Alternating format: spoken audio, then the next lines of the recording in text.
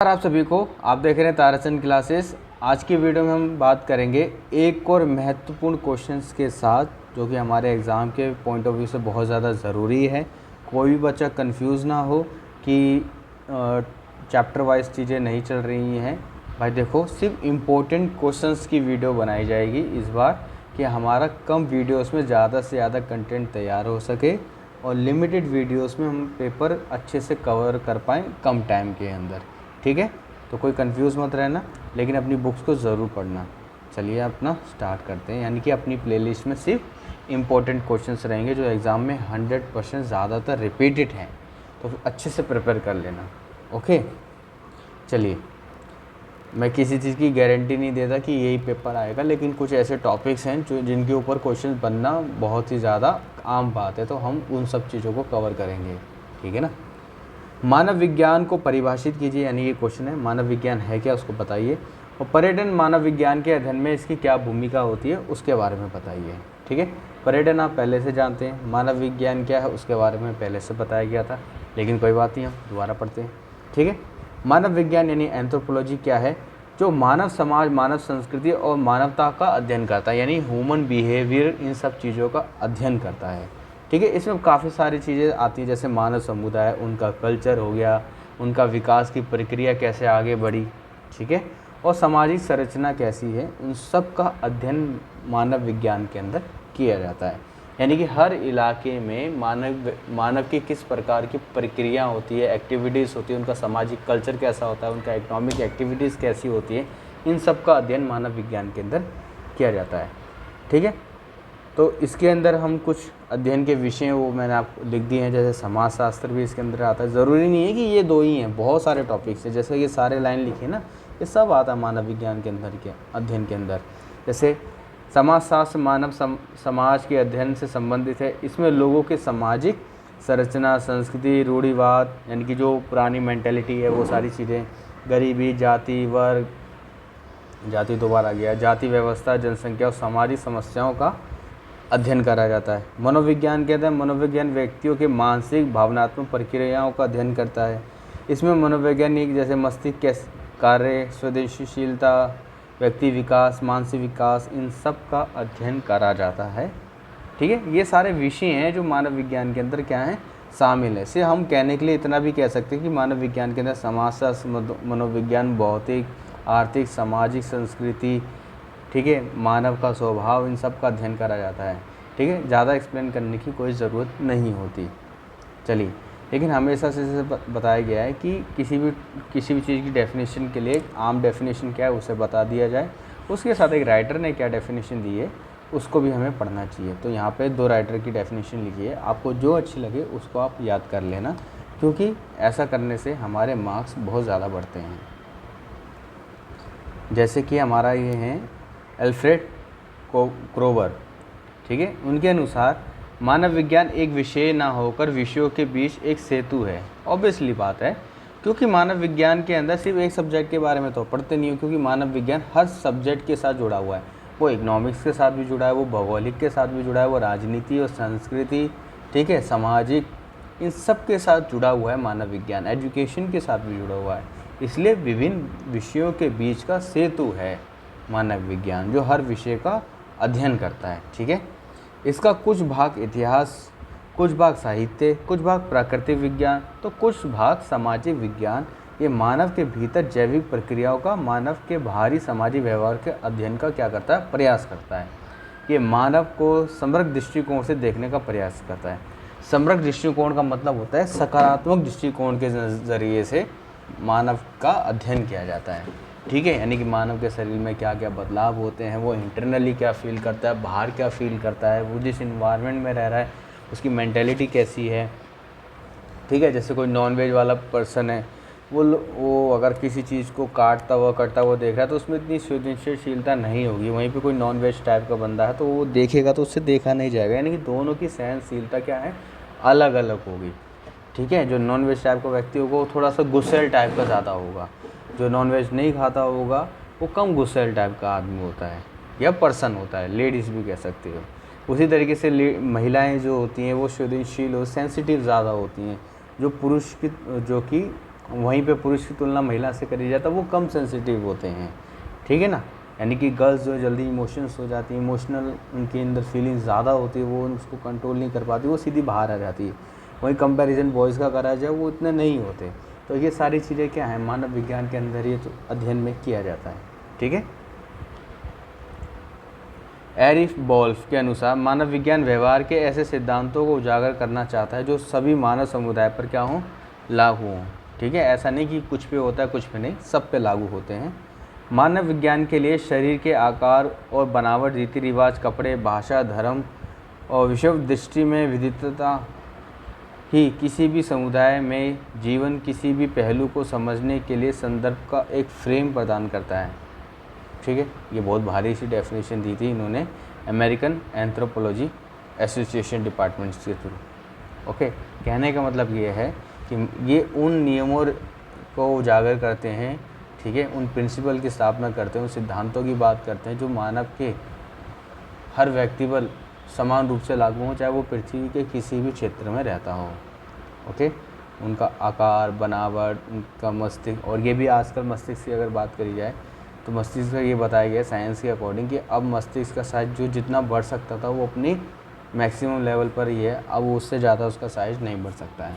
ऐसी jokes apart, आपको definition अच्छी लगी वो पढ़ लेना। मेरे को तो भाई ये अच्छी लगी थी, तो आप इसको अच्छे से पढ़ लेना, इन्होंने थोड़ा सा अच्छे से दे रखा है। चलो अब हम यहाँ पर आते हैं, पर्यटन मानव विज्ञान के अध्ययन में मानव विज्ञान की क्या क्या भूमिका होती है, इसको हम पढ़ते हैं, ठीक है। पानी पी लूँ मैं थोड़ा सा। चलिए, पर्यटन मानव विज्ञान का एक महत्वपूर्ण विषय है, ठीक है, जो मानव विज्ञान की भूमिका में महत्वपूर्ण स्थान रखता है। पर्यटन मानव विज्ञान व्यक्तिगत, सामाजिक और भौतिक अध्ययनों के माध्यम से पर्यटकों, उनके संबंधित प्रतिवादियों यानी कि डिफेंडेंट, यानी कि जो बचाव पक्ष होता है, अनुभव यानी कि दूसरे तरफ का जो पक्ष होता है, इच्छाओं को समझने का प्रयास करते हैं। ये विज्ञान पर्यटन उद्योग विकास सुसंगत नीतियों यानी अच्छी नीतियों के अनमोल जानकारी प्रदान करते हैं, ठीक है। हम पर्यटन मानव विज्ञान के कुछ मुख्य बिंदु हैं उसके थ्रू पढ़ सकते हैं। पहला है पर्यटकों के भावनात्मक पहलुओं का अध्ययन यानी इमोशनल फैक्टर, ठीक है। पर्यटकों के भावनात्मक अभिवृद्धि और संतुष्टि पर्यटन मानव विज्ञान के अध्ययन का एक महत्वपूर्ण बिंदु है। यह शामिल करता है कि लोग यात्रा क्यों करते हैं, ठीक है, ओके। क्यों करते हैं, आप सबको पता है कि भाई एक मानसिक संतुष्टि के लिए ज़्यादातर लोग क्या करते हैं, यात्राएं करते हैं, ठीक है, ताकि उनको एक आंतरिक शांति मिल सके, ठीक है। उन्हें कौन से तत्व प्रेरित करते हैं, जैसे नए स्थानों का खोज, सांस्कृतिक अनुभव और आत्मविश्वास। ये सारे रीज़न्स बताए गए हैं कि लोग क्यों यात्रा करते हैं, लेकिन मेन रीज़न तो यही है कि जैसे आत्म विकास यानी खुद की शांति के लिए। भावनात्मक पहलुओं को समझना पर्यटकों के अधिक संतुष्टिपूर्वक अनुभव को सुनिश्चित करने में ये क्या करता है, मदद करता है। यानी कि मेंटलिटी पीस के लिए, मानसिक संतुष्टि के लिए ज़्यादा लोग क्या करते हैं, पर्यटन करते हैं, घूमते फिरते हैं। उच्च स्तरीय पर्यटन सुविधाएं प्रदान करने के लिए पर्यटन उद्योग क्या करते हैं, प्रोत्साहित होते हैं। यानी कि ये जो है, जो इंडस्ट्री है यहाँ की, ज़्यादा से ज़्यादा टूरिज़्म आएगा तो ये भी क्या होगा, आगे बढ़ेगा, इनके कमाई के नए नए जरिए बनेंगे ना। अगला है पर्यटकों के सामाजिक और भौतिक अध्ययन। मानव विज्ञान के अंतर्गत पर्यटकों के व्यक्तिगत, सामाजिक और भौतिक अध्ययन से उनकी भावनाएं, भाषा, संस्कृति, आचरणों को समझा जा सकता है। यानी अलग अलग जगह जाएंगे तो नई नई जानकारी हमें क्या मिलती है, जो कि हम अपने साहित्य में वगैरह में लिख सकते हैं, ठीक है। पर्यटन के प्रभाव। पर्यटन मानव विज्ञान के माध्यम से इसके प्रभावों का अध्ययन करते हैं। पर्यटन के प्रभाव शामिल होते हैं जैसे पर्यावरण, स्थानीय समुदाय, संस्कृति, अर्थव्यवस्था, सामाजिक संरचना। इससे यात्रा के प्रभाव को समझकर उचित उपायों की योजना बनाई जा सकती है, ठीक है। यानी कि पर्यटन जहाँ जहाँ जा रहे हैं उनको कैसा कैसा महसूस हो रहा है, क्या उनको फैसिलिटीज़ मिल पा रही, क्या नहीं मिल पा रही है, ठीक है। इससे नई नई पॉलिसी बनाने में भी मदद मिलती है कि हम, जैसे कोई पर्यटक किसी रास्ते से जा रहा है, वहाँ पे मान लो कि ट्रांसपोर्ट की सर्विस नहीं है, लेकिन वहाँ जहाँ पे वो जाना चाहते हैं वहाँ का नेचर रिव्यू बहुत बढ़िया है, लेकिन कोई संसाधन नहीं है वहाँ जाने के लिए, तो गवर्नमेंट क्या करेगी, उस तरफ का रास्ता अच्छे से बनाएगी, ठीक ठीक है, ज़्यादा से ज़्यादा टूरिज़्म वहाँ पे क्या हो सके, बढ़ सके, वहाँ के स्थानीय लोगों को रोज़गार मिल सके और गवर्नमेंट को भी एक फॉरेन करेंसी क्या हो सके, मिल सके। अब अगर एग्ज़ाम्पल की अगर हम बात करें, यहाँ पर एग्ज़ाम्पल है हमारा चांदनी चौक देख लो, वहाँ पे बहुत सारे फॉरेनर लोग आते हैं, ठीक है। तो वहाँ पे क्या कर दिल्ली सरकार ने वहाँ के रोड को बहुत शानदार बना दिया। अगर आप नाइट के टाइम या अर्ली मॉर्निंग में जाओ तो आपको वहाँ का जो चांदनी चौक का जो रोड है वो काफ़ी ठीक ठाक है, बहुत अच्छा कर दिया, सुविधाजनक हो गई जो लोग वहाँ पे पैदल चलते हैं। हाँ, कहीं ना कहीं नेगेटिविटी हुई है आम लोगों को, वहाँ के जो सुनार लोग हैं, क्योंकि ज्वेलरीज का वहाँ बहुत काम था, अब वो भी थोड़ा सा इफ़ेक्ट हो गया है। लेकिन एक तरफ टूरिज़्म वहाँ पे बढ़ गया है, स्थानीय लोगों को बहुत ज़्यादा हेल्प हुई है, भले वो दूसरा पक्ष नेगेटिव है, हाँ हुआ है। तो हर चीज़ के दोनों पहलू होते हैं, नेगेटिव भी हो पॉजिटिव भी।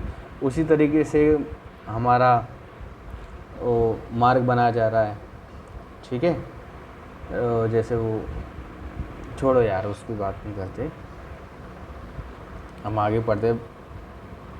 कहने का मतलब ये है, कोई ऐसा स्थान जो बहुत ही ज़्यादा क्या है, पॉपुलर है, बहुत ही ज़्यादा नामी है, लेकिन वहाँ का जो जाने का रास्ता है बहुत ही खसरा है, डेंजरस है, या सही सुविधाएं वहाँ पर नहीं है, जिसकी वजह से वहाँ पे टूरिज़्म को ज़्यादा बढ़ावा नहीं मिल पा रहा, जो कि किसी भी देश के लिए बहुत ज़्यादा क्या कहता है, इम्पोर्टेंट भूमिका निभाता है।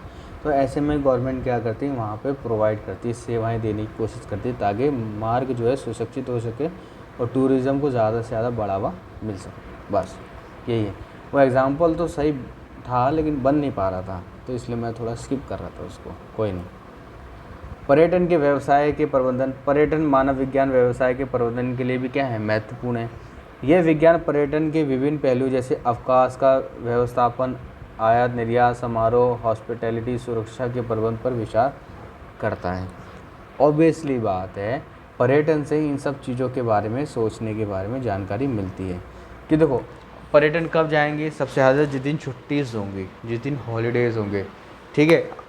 अब इनको सारे जितने भी मान लो स्थान है जहाँ पे जो टूरिज़्म के लिए मशहूर हैं, जैसे मूवी सिनेमास होते हैं, आप देख लो कि आप सबको पता कि हाँ इस दिन जो है लोगों की छुट्टी होती है, इसलिए ज़्यादातर जो मूवी है फ्राइडे, सैटरडे या संडे के दिन लगाई जाती है, ताकि ज़्यादा से ज़्यादा क्या हो सके, पब्लिक आ सके, ठीक है। आयात निर्यात भी मौसम के हिसाब से होता है, ठीक है।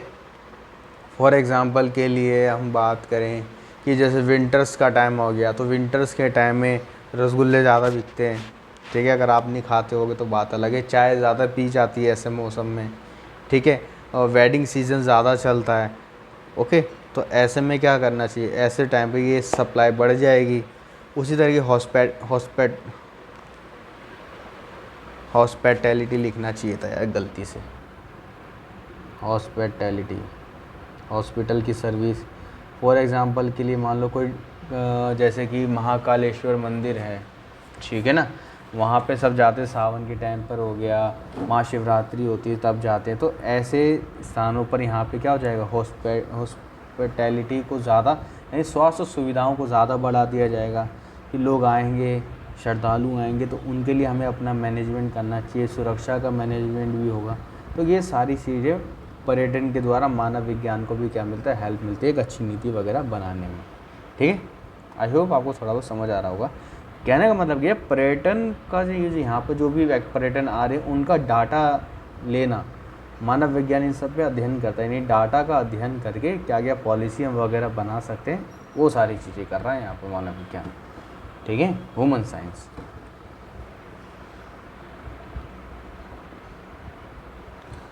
पर्यटन और स्थानीय समुदाय, पर्यटन मानव विज्ञान उन स्थानीय समुदाय के लिए भी महत्वपूर्ण है जो पर्यटकों की आगमन से संबंधित होते हैं, ठीक है, यानी कि जो आने जाने का रास्ता है। इससे ये समझा जा सकता है कि पर्यटकों के आने से स्थानीय लोगों का पर कैसा प्रभाव पड़ता है। अगर भाई देखो अर्निंग हो रही है और वहाँ के स्थानीय निवास का वो किसी प्रकार का कोई भी मतलब व्यवसाय उनका नहीं छीन रहे, उनकी रहने की जगह नहीं छीन रहे हैं, बस लोग आते हैं, अपनी शॉपिंग करते हैं और चले जाते हैं, तो स्थानीय निवासी बहुत खुश रहेंगे, कोई दिक्कत नहीं। लेकिन आउटसाइडर वहाँ पर आ रहे हैं, रहने लग जाएं और उनका रोज़गार, उनका निवास का स्थान छीनने लग जाए, तो ऑब्वियसली बात है आपस में लड़ाई झगड़ा हो जाएगा, ठीक है।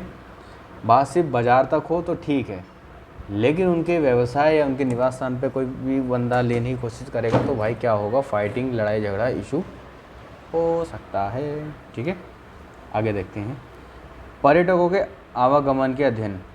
पर्यटकों के आवागमन के अध्ययन से यह ज्ञात होता है कि पर्यटक यात्रा के लिए कौन कौन से स्थानों को चुनते हैं, उनकी यात्रा अवधि और वे किस प्रकार के अनुभव चाहते हैं। इससे पर्यटकों के आवागमन को बेहतर बनाने के लिए उपाय ढूंढे जा सकते हैं, है ना। फॉर एग्ज़ाम्पल के लिए कि जैसे कि हमारे वृंदावन भी हैं, ठीक है, वृंदावन जाओ कभी भी तो वहाँ बहुत सारे होटल सुविधाओं को खोला गया है, ठीक है ना। ऐसी मनाली का भी अगर आप लेना चाहो, केदारनाथ लेना चाहो, वहाँ भी आप देख सकते हो कि बहुत सारे जो लोग हैं टूर एंड ट्रैवल अब करने लग गए हैं, ठीक है। मन की शक्ति के लिए आजकल तो ससुर बहुत कम जाते हैं, बस फ़ोटो वोटो खिंचवाना नहीं, अच्छी बात है फ़ोटो खिंचवाओ, लेकिन ऐसी कोई एक्टिविटी मत करो कि देख के अच्छा ना लगे, ठीक है। चलो, कहने का मतलब ये है, जब लोगों बहुत ज़्यादा मात्रा में आते हैं तो हर व्यक्ति क्या, हर टूरिज़्म क्या अलग अलग कल्चर से बिलोंग करता है, ठीक है। कुछ फॉरेनर्स भी आते हैं, तो वहाँ के जो स्थानीय लोग हैं या गवर्नमेंट है तो वो कुछ इस प्रकार से कोशिश करती है, कुछ ऐसी पॉलिसी बनाती है जिसका ज़्यादा से ज़्यादा लोग क्या कर सके, फ़ायदा उठा सके। फॉर एग्ज़ाम्पल के लिए होटल सुविधाओं को खोल देना, हॉस्पिटल जैसी सर्विस को खोलना, या गवर्नमेंट की कोई स्कीम है उसको प्रोवाइड कराना, ठीक है। उनके खान पान का थोड़ा सा ध्यान रखना कि कभी कभी ऐसा होता है कि कोई फॉरेनर्स होते हैं जिनको इंडियन फूड्स हो गया, कोई ऐसी चीज़ उनको अच्छी तो है, इंडियन फूड भाई बेस्ट है, लेकिन कभी उनका मन कर जाए कि यार हमारे देश जैसा, जैसे मैकडी हो गया, ये सारी सुविधा भी हमें मिल जाए, डोमिनोज़ मिल जाए, तो वो सारी चीज़ों को भी वहाँ पर क्या करा जाता, खोला जाता है, ताकि वो आउटसाइडर भी अगर आते हैं तो उनको उनके देश जैसा उनको क्या हो, फील हो कि हाँ हमारे देश में जो मिलता है वही चीज़ हमें यहाँ भी मिल रही है, ठीक है। तो यानी कि थोड़ी बहुत समानता बनाने की कोशिश करी जाए, ठीक है। और जिस ट्रांसपोर्ट को वो इस्तेमाल कर रहे हैं, ठीक है, तो उसको भी थोड़ा अच्छा बनाने की कोशिश करी जाए, ठीक है। जैसे कि बड़े बड़े जो स्टेशंस होते हैं, बड़े स्टेशंस होंगे तो बड़े लोग वहाँ पर आएंगे, यात्री ज़्यादा आएंगे, तो वहाँ पे बड़े अफसर, पुलिस वाले और कुछ फ़ॉरेन लैंग्वेज वाले भी लोग रखे जाते हैं जो अच्छी तरीके से इन लोगों के साथ कम्युनिकेट कर सकें, ठीक है। कोई बात नहीं है, अगर सर के ऊपर से क्वेश्चन जा रहा होगा कोई दिक्कत नहीं है, आराम से पढ़ोगे, बुक से पढ़ोगे, चीज़ों को समझोगे, सब आएगा। काफ़ी समय बाद पढ़ रहे हो तो दिक्कत हो नहीं होगी। अब आता है पर्यटन और सांस्कृतिक विरासत। पर्यटन मानव विज्ञान को भी सांस्कृतिक विरासत के संरक्षण विकास के लिए महत्वपूर्ण मानता है। ऑब्वियसली बात है, बहुत सारे लोग आएंगे तो हमें अपनी संस्कृति, अपनी क्षेत्र को सुरक्षित तो रखना ही पड़ेगा, नहीं तो ब्रिटेन जैसा हाल हो जाएगा। देखा नहीं था, सांची के स्तूप, बहुत सारे बुद्धा के स्तूप ले गए थे, हमारे कल्चर से रिलेटेड बहुत सारी, हमारा छत्रपति शिवाजी जी की तलवार भी हराम खुल ले गए थे, तो समझ रहे हो ना। तो हमें अपने कल्चर, इन सब उनकी धार्मिक चीज़ों का, उन सबको संरक्षित करना भी बहुत ज़्यादा क्या है, ज़रूरी है। यानी कि कोई हमारी चीज़ों, बहुमूल्य चीज़ों का नुकसान ना पहुँचाए, जाने अनजाने में भी, ठीक है। तो इन सब चीज़ों को सुरक्षित करना क्या होता है, हमारी जिम्मेदारी होती है, ओके। पर्यटन नीति।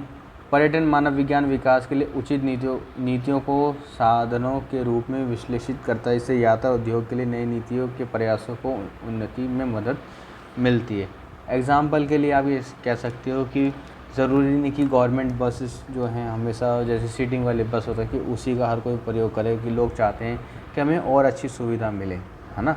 हर जगह प्लेन नहीं जा सकता, हेलीकॉप्टर नहीं जा सकता, तो बसेस तो हैं, तो उस बसेस में भी क्या करेंगे, एडवांस तरीका करेंगे। जैसे स्लीपर की बस आ गई, अब लोग करते हैं कि यार हमें तो पंखे में नहीं रहा जाता, हमें एसी चाहिए, तो एसी वाली बसेस आ गई, ठीक है। तो ये सारी तरीके हैं कि जैसे जैसे पर्यटन आता है तो नई नई चीज़ें भी ईजाद होती जाती हैं जो नए नए रोज़गार को क्या करें, आगे बढ़ाएं, और यात्रा क्या होए, अच्छे से जाए, और व्यापार भी बढ़े, यानी कि यात्रा उद्योग भी क्या हो, अच्छे से अपग्रेड हो। पर्यटन की भविष्य। पर्यटन मानव विज्ञान का उद्दीपन भविष्य के लिए होता है। यह भविष्य में होने वाले पर्यटन के विकास के प्रति जागरूकता और तैयारी के लिए भी क्या होता है, महत्वपूर्ण होता है। यानी कि हमारे अगर रिलेशन अच्छे होंगे तो हमारा टूरिज़्म भी क्या होगा, बहुत अच्छे से होगा। इसका जीता जाता एग्जांपल सीमा है, ठीक है। पाकिस्तान की इंडिया के रिलेशन ख़राब थे तो वो वहाँ से नहीं आ पाई, तो वो वहाँ से कैसे आए, पहले दुबई गई, दुबई से फिर वो कहाँ गई, नेपाल गई। नेपाल से वो इंडिया आई, क्योंकि भारत और नेपाल के रिलेशन क्या है, बहुत ही अच्छे हैं।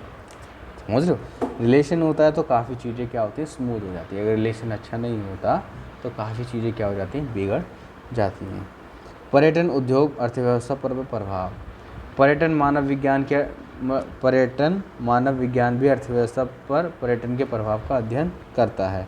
पर्यटन उद्योग आमतौर पर एक प्रमुख आर्थिक गतिविधि है, क्योंकि इससे बहुत सारा पैसा आता है फॉरेन करेंसी में, जो कि किसी भी देश के लिए बहुत ज़्यादा योगदान है। इसका जीता जाता एग्जाम्पल दुबई है। दुबई का मोस्टली इनकम का जो सोर्स है वो तो है ही, ऑयल वगैरह तो है ही, लेकिन उसके बाद जो इनकम का जो सबसे बड़ा स्रोत माना जाता है वो है वहाँ का टूरिज़्म। ठीक है, और कई देशों में राष्ट्रीय यानी जीडीपी में महत्वपूर्ण योगदान देता है क्या, टूरिज़्म, जैसे कि वो तो है ही, श्रीलंका भी है। ठीक है, लेकिन श्रीलंका ने टैक्स फ्री कर दिया, फिर लॉकडाउन लग गया, जिसकी वजह से उसको बहुत ज़्यादा नुकसान का सामना करना पड़ गया था, वो बात अलग है। पर्यटन के लिए क्योंकि पॉलिसी बनाई जाएगी सोच समझ के बनाई जाती है, इमोशन को नहीं, इसलिए पर्यटन के लिए यात्रा और आवासन यानी अकोमोडेशन यानी कि सेवाएं, यानी कि रहने की सेवाएं, ठीक है, प्रदान करने से भरपूर रोज़गार क्या होता है, यानी होटल सर्विस। अकोमोडेशन का मतलब होता है होटल की सर्विसेज, इससे भी रोज़गार क्या होता है, बढ़ता है। वित्तीय वृद्धि के अवसर उत्पन्न हो सकते हैं, क्योंकि देखो अगर नॉर्मली बंदा कोई होटल कमरा लेता है किराए पे, मान लो 6,000 7,000 8,000 रुपये किराया होता है महीने का, ठीक है, वहीं पे कोई व्यक्ति होटल का लेता है, वहीं पे होटल है, वो उसको अच्छे से बना दो, अच्छा बेड वेड साफ़ सफाई कर दो, अच्छे से AC टांग दो, मुश्किल 3,000 4,000 का कमरा बिक जाता है आराम से, है ना। यह अध्ययन पर्यटन उद्योग की अर्थव्यवस्था पर प्रभावी नीतियों और योजनाओं का विकसित करने में मदद करता है, जो स्थानीय आर्थिक विकास को क्या करेगा, सुनिश्चित करते हैं। ठीक है, तो ये सारी चीज़ें हैं जिससे मानव विज्ञान के पर्यटन को क्या मिलता है, बढ़ावा मिलता है। अब यहाँ पे कुछ एक छोटा है समाप्ति में ये है, पर्यटन मानव विज्ञान एक अत्यंत महत्वपूर्ण विज्ञान है, जो पर्यटकों के अनुभव, समाज, पर्यावरण, अर्थव्यवस्था पर पर्यटन के प्रभाव का अध्ययन करता है। ये सारी चीज़ें ये आप डेफिनेशन में भी लिख सकते हो। ये विज्ञान पर्यटन उद्योग को सुसंगत यानी कि उद्योग इंडस्ट्री को अच्छा बनाना, विकसित बनाने के लिए नीति और योजनाओं को विकसित करने में क्या करता है, मदद करता है। यह इस सूत्र में समर्थ है कि पर्यटन उद्योग विकसित और समृद्ध रूप से प्रबंधित होकर समाज, पर्यावरण और अर्थव्यवस्था के साथ संगत यानी कि मिल के काम कर सके अच्छे से। अगर कम शब्दों में कहा जाए कि पर्यटन किसी भी देश के लिए बहुत ज़्यादा क्या इम्पोर्टेंट है, और इससे संबंधित मानव विज्ञान का अध्ययन यानी विश्लेषण करना और भी ज़्यादा ज़रूरी है, क्योंकि पर्यटन का अच्छे से अध्ययन करने से यानी कि मानव विज्ञान के द्वारा कोई भी देश अच्छी नीतियों का निर्माण कर सकता है, जो कि उसके देश की प्रगति के लिए काफ़ी यूज़फुल होता है। ठीक है, तो इन सब चीज़ों का अध्ययन कराया जाता है मानव विज्ञान के द्वारा। मैं उम्मीद करता हूँ आपको ये वीडियो अच्छी लगी होगी, आपको सारा टॉपिक समझ आया होगा। हम सिर्फ इम्पोर्टेंट वीडियोस की बात करेंगे, इम्पोर्टेंट टॉपिक्स की बात करेंगे, ताकि हमारे लिमिटेड वीडियोस में ज़्यादा से ज़्यादा कंटेंट तैयार हो सके। ठीक है, आपको अपनी बुक्स ज़रूर पढ़नी है, कोई कंफ्यूज ना हो, समझ रहे हो, इसलिए अब हम अगला वीडियो आएगा मेज़बान एवं अतिथि के ऊपर। ये काफ़ी बार आता है क्वेश्चन।